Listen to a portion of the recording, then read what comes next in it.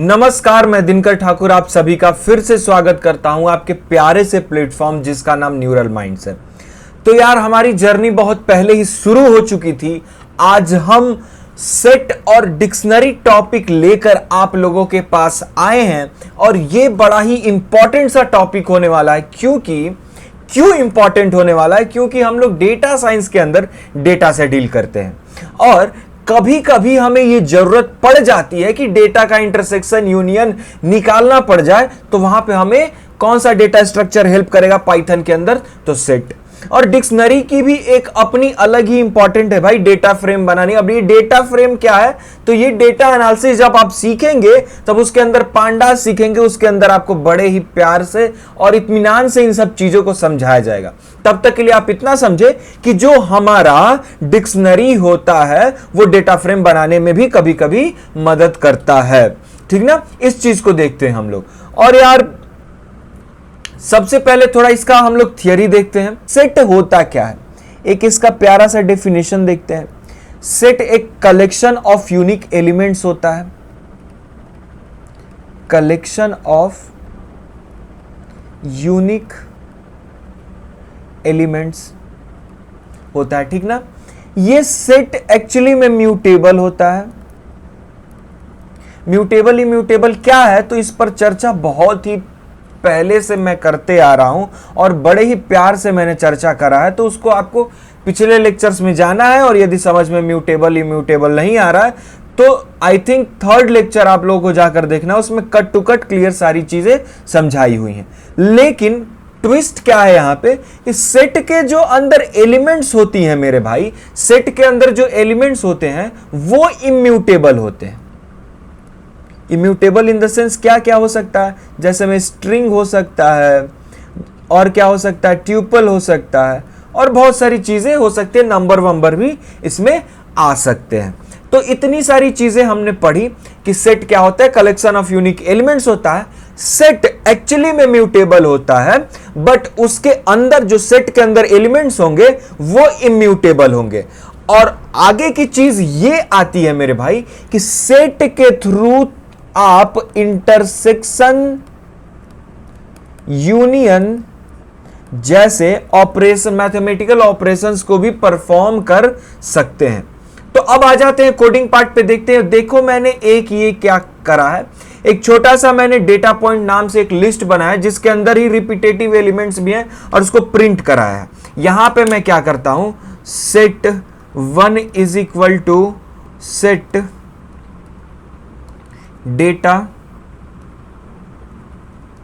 Point, ठीक।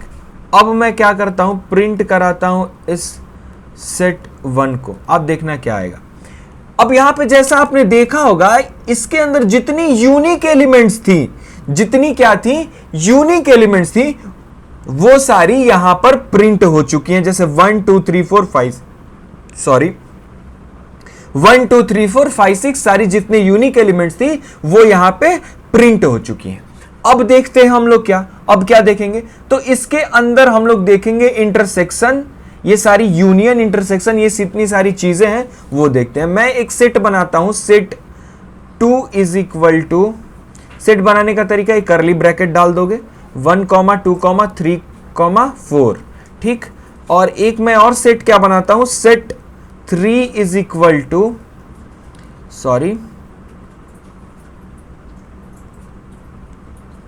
Set 3 is equal to 3 4 5 6, ये मैंने बना लिया। अब मैं इन दोनों को रन करा देते हैं, इस सेल को रन करा देते हैं। अब देखते हैं, अब क्या देखेंगे, अब देखते हैं हम इसका यूनियन निकाल के। क्या देखेंगे अब, यूनियन निकाल के। यूनियन, यू से इसको लिखते हैं, U is equal to set 2, और ये और वाला जो ये वाला साइन होता है ना, इसको डालेंगे बीच में हम लोग, और सेट 3, ठीक। और इसको प्रिंट करा देता हूं, प्रिंट यू, देखना क्या आता है। इन दोनों का यूनियन आ गया। सेट 2 में क्या था, 1 2 3 4, और सेट 3 में क्या था, 3 4 5 6। तो टोटल क्या आ जाएगा, 1 2 3 4 5 6। यूनियन इंटरसेक्शन क्या होता है, यदि ये समझना है आप लोगों को तो आप लोग मैथ्स का लेक्चर देखो भाई जाके, ठीक ना। ये मैथ्स के लेक्चर के अंदर आप लोगों को पढ़ाया गया होगा, जो कि आपके यश राज भैया ने इस पे कंप्लीट कर दिया है। एक दो टॉपिक बस बाकी है। अब आप इंटरसेक्शन देखो, इंटरसेक्शन के लिए एंड का साइन डालते हैं। I is equal to set 2 set 3 print I कर देता हूं यदि मैं, तो क्या आएगा आप देखना 3 4। इंटरसेक्शन यानी कि इन दोनों में कॉमन क्या है, जो बीच वाला जो रहता है वो कॉमन क्या है, जो दो सेट के बीच में जो बनता है उसको कॉमन लेते हैं हम लोग, वो इसमें कॉमन क्या है, तो वो 3 4 कॉमन है। ये चीजें हो गई। अब देखेंगे हम लोग इसमें एडिशन देखेंगे और दो सेट का डिफरेंस देखेंगे और रिमूवल देखेंगे। क्या देखेंगे? एडिशन देखेंगे, रिमूवल देखेंगे, ये सारी चीजें देखते हैं। मान लो कि डिफरेंस मैं निकालना चाहता हूं, d is equal to set 2 minus set 3। ये पता है क्या? ये पता है, ये सारी चीजें जो है ना मेरे भाई, ये सारी चीजें, ये जो आजकल के नए नए कोचिंग खुल रहे हैं ना, कोचिंग कह रहा हूं, हाँ वो new age college so called, वो खुल रहे हैं ना, उनमें क्या चल रहा है कि यही सब उनके एग्जाम में पूछ लिया जाता है। बच्चों को यही सब पढ़ाया जाता है, यही सब पूछा जाता है उनके परीक्षा में। और अब क्या बताऊं आगे की बात, जेई का मैं ही पढ़ा रहा हूं, आगे नहीं हुआ तो मेरे यहाँ ही आ जाओ, सारी चीजें मैं ही करा देता हूं। खैर जो भी हो, आप देख लो इन सारी चीजों को। अब ये मुद्दे पे हम लोग डिस्कस करते हैं, ठीक ना। अब मैं क्या कर रहा हूं कि सेट 2 माइनस सेट 3 कर रहा हूं, तो यहां पे आंसर क्या आ जाएगा ये देखते हैं हम लोग। प्रिंट कराता हूं मैं, प्रिंट डी, देखना क्या आ जाएगा। सेट 2 में से सेट 3 को माइनस करा, यानी कि तो क्या आ जाएगा 1,2। 1,2 मतलब क्या आप बोल रहे हो भैया? अब सेट 2 में सेट 3 में जो जो एलिमेंट्स नहीं है, जो जो एलिमेंट्स, एक बार आओ देखते हैं इसको, चीजों को ध्यान। मान लो कि एक सेट यहां पे है 1 2 3 4 और S1 से लिख दिया और S2 से इसका, और यहाँ पे है 3 4 5 6। अब मान लो 1 में से S1 माइनस S2 कर रहा हूँ, तो अब देखो इसमें S2 में से क्या क्या घटेगा, 1 2 3 4 घटा देंगे 3 4 5 6। कौन कौन सा कॉमन आ गया दोनों में? ये। अब इसमें बच गया क्या 1 2, तो 1 2 तुम्हारा आंसर हो जाएगा, ठीक ना। अब इसको डिटेल्ड में जानना है तो सिंपल वही कहूंगा मैं कि लेक्चर पढ़ा हुआ है हमारे चैनल पे, उसको जाओ और आप लोग देखो, ठीक ना। देखो यही सारी चीजें पढ़ाने के लिए लाख लाख रुपए लोग ले रहे हैं और लोग दे भी रहे हैं, समझे कि नहीं इस चीज को? लाख लाख रुपए भाई, 6 महीने के लाख लाख रुपए, यही सारी चीजें पढ़ने के लिए, ठीक है। तो अब देखते हैं सेट में ऐड करना है यदि आपको कुछ, सेट 2 डॉट ऐड 10 और प्रिंट करता हूं क्या, प्रिंट सेट 2।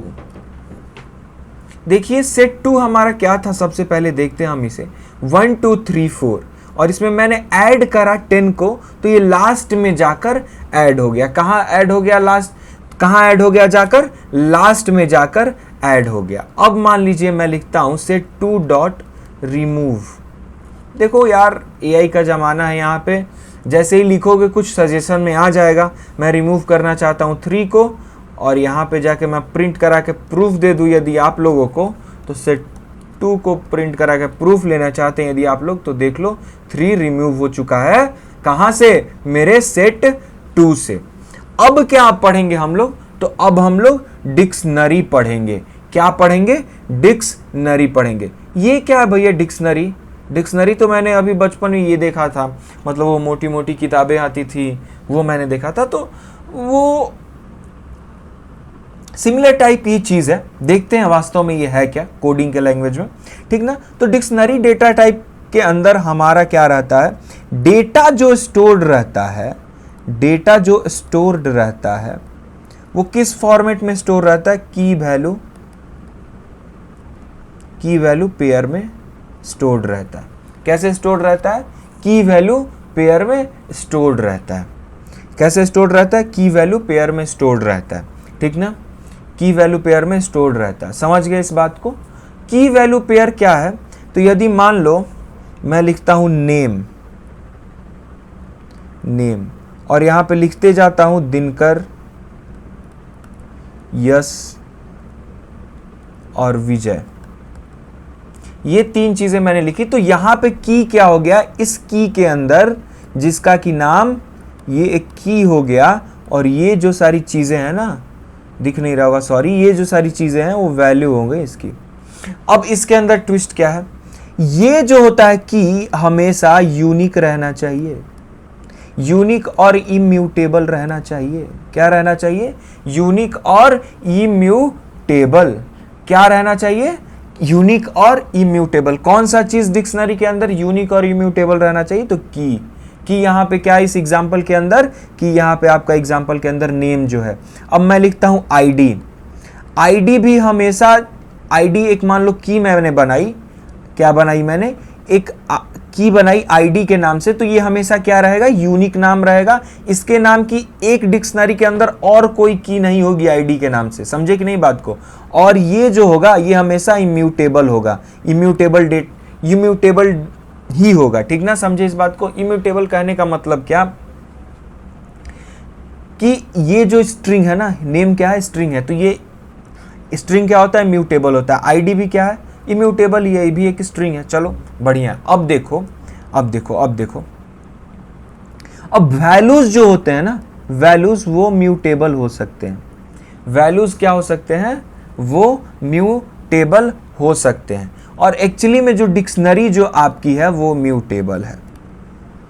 क्या है, म्यूटेबल है। तो डिक्शनरी के अंदर क्या क्या म्यूटेबल है और क्या क्या इम्यूटेबल है, तो डिक्शनरी के अंदर भाई मेरे इम्यूटेबल आपकी की होगी और म्यूटेबल आपकी वैल्यू होगी, और ओवरऑल डिक्शनरी आपकी म्यूटेबल है। क्यों भैया, क्योंकि आप वैल्यू एक्चुअली में चेंज कर पाओगे मेरे भाई, इसलिए कहा गया। तो आओ इसका एग्जाम्पल देखते हैं हम लोग, ठीक ना। इसका क्या देखेंगे, एग्जाम्पल देखेंगे।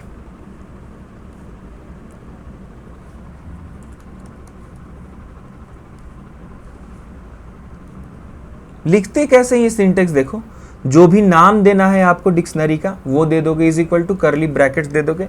अब की वैल्यू पेयर बनाओगे इसके अंदर, जैसे में नेम, नेम बनाओगे, ये वाला ब्रैकेट दोगे। अब जो डेटा होगा वो क्या होगा, मैंने क्या, म्यूटेबल। तो म्यूटेबल क्या क्या हो सकता है, म्यूटेबल लिस्ट हो सकती है, तो लिस्ट में स्टोर कर रहा हूं मैं, जैसे दिनकर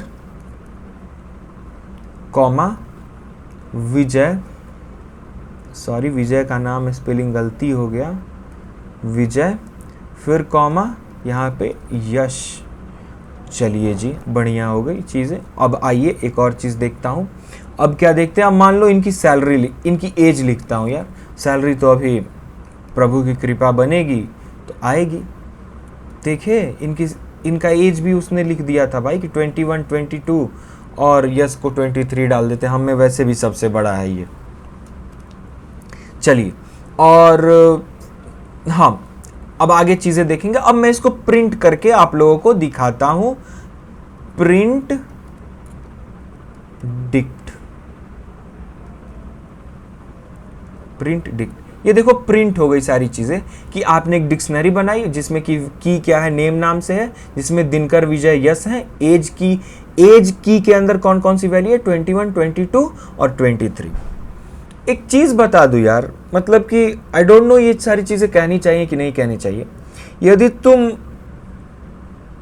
किसी कॉलेज में एडमिशन ले रहे हो भाई ना, किसी कॉलेज में एडमिशन ले रहे हो, और वो आदमी तुमको कह रहा है कि तुम लोन ले लो, किसी भी कॉलेज में एडमिशन ले रहे हो, वो तुमको कह रहा है तुम लोन ले लो, लोन लेने के बाद से तुम्हारी नौकरी लग ही जाएगी भाई, ये मेरी गारंटी है, तुम पे कर पाओगे, समझ लेना उस समय वो झूठ बोल रहा है। लोन तभी लेना जब तुम्हारे अंदर पूर्ण कॉन्फिडेंस हो कि तुम उस चीज को फुलफिल कर सकते हो। किसी के कहने पे पढ़ने के लिए लोन मत लेना। और इंजीनियरिंग की क्या बात है भाई, तुम किसी कॉलेज में देखो ना, किसी कॉलेज में जाकर देखो, किसी कॉलेज में इंडिया के, तुम्हारा मैकेनिकल ब्रांच हो गया, इलेक्ट्रॉनिक्स ब्रांच हो गया, सिविल ब्रांच हो गया, केमिकल ब्रांच हो गया, उसमें 10-15 बच्चे मिलेंगे। मैं IIT NITs की बात नहीं कर रहा हूँ, ट्रिपल ITs की बात नहीं कर रहा हूँ, और कुछ बढ़िया GFTIs को छोड़ के किसी कॉलेज में चले जाओ, किसी कॉलेज में CSE में देखोगे 500-500 बच्चे हैं भाई, 500-500 बच्चे, और सब कॉम्पिटिट कर रहे हैं। तो उनसे बेहतर होने के लिए तुम्हें ही नहीं, मैं बोल रहा हूं हमें बहुत ही ज्यादा मेहनत करना होगा, हमें बहुत ही ज्यादा मेहनत करना होगा। ये जो तुमको दिखाई जाती हैं चीजें ना कि सीएससी का इतना पैकेज चला गया, उतना पैकेज चला गया, ये सारी झूठ अफवाह की चीजें हैं भाई, झूठ अफवाह की चीजें हैं, लिटरली कह रहा हूं।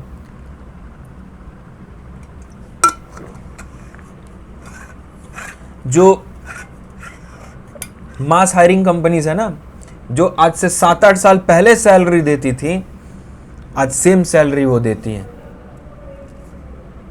यदि तुम्हारा रैंक वैंक बढ़िया नहीं आ रहा मेरे भाई, जेई में बढ़िया से माँ बाप का 10-15 लाख बचाना हो ना, तो तुम किसी ऑनलाइन डिग्री में चले जाओ, जैसे मद्रास की बेस्ट डिग्री है इंडिया में डेटा साइंस के लिए, वो चूज कर लो। या तो बीटेक कर लेने से तुम कोई तोप नहीं बन जा रहे हो, मैं कह रहा हूं, बीटेक कर लेने से तुम कोई तोप नहीं बन जा रहे हो, सिंपल सी बात है। अपने आप पे काम करना होगा मेरे भाई। क्या करना होगा? अपने आप पे काम करना होगा, ठीक ना। अब मान लो मैं इसके अंदर कुछ नया ऐड करना चाहता हूं, तो लिखूंगा डिक्ट, ठीक। अब इसके अंदर लिखूंगा सिटी इज इक्वल टू, फिर से लिखूंगा क्या, आप देखते जाइए कैसे लिख रहा हूं, सिंटेक्स पे ध्यान दीजिएगा जरा। पटना, पटना, दिल्ली,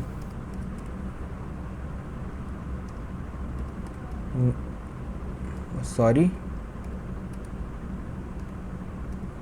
मुंबई। अब मैं आपके सामने प्रिंट करके दिखाता हूं, प्रिंट डिक्ट। देखिएगा एक नया हमारा की वैल्यू पेयर इसमें ऐड हो गया।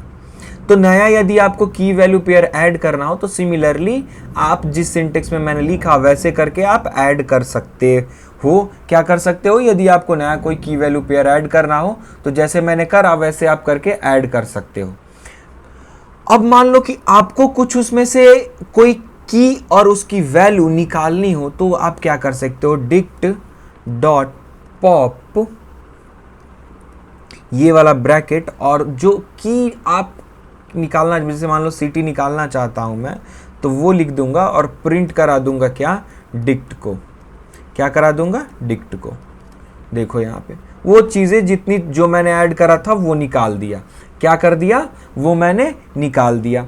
अब मान लीजिए आप किसी चीज के अंदर कोई चेंज करना चाहते हैं, कोई डेटा के अंदर आप, जैसे कि इसमें मैंने नेम लिखा है तो उसके नाम के अंदर आपको चेंज करना, डिक्ट, तो वो मैं आपको दिखा दूं करके।